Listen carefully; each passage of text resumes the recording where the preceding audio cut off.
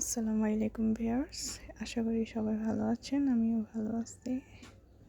আবার ফিরে আসলাম। যেরকম এখনো যাওয়া হয়নি, এখনো যাওয়ার পথে মহিপাল নামতে হয়েছে। মহিপাল থেকে আমাদের স্টার লাইনে উঠতে হয়। স্টার লাইনে করে আমাদের চিটাগাং যাওয়া হয়। এটা হলো আমাদের মহিপাল ফ্লাইওভার নিচে। যারা যারা দেখছেন কমেন্ট করবেন। এই যে সিরিয়ালে এবার দাঁড়াই আছি স্টার লাইনের ওখানে টিকিটে। এমন একটা অবস্থা যে বাসের টিকিটও পাওয়া যাচ্ছে না, বাস নেই বললেই চলে। কোনো রকম এবার বাসের সিট পেলাম। ব্যাগের মধ্যে 5টা রেখে ব্যাগটা কোনো রকম একটু সেট করে রাখতে হবে।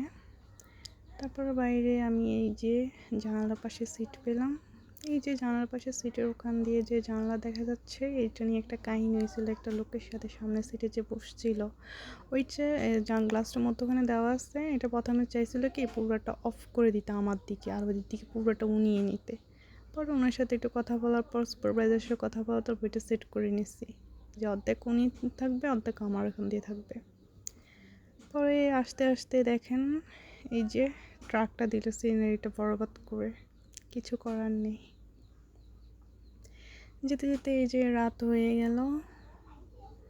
যে জ্যামে পড়ছি মনে হয় আধা ঘন্টা হয়ে গেছে।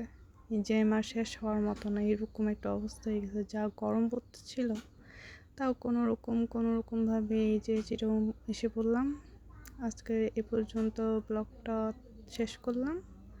আল্লাহ হাফেজ, ভালো থাকবেন সবাই।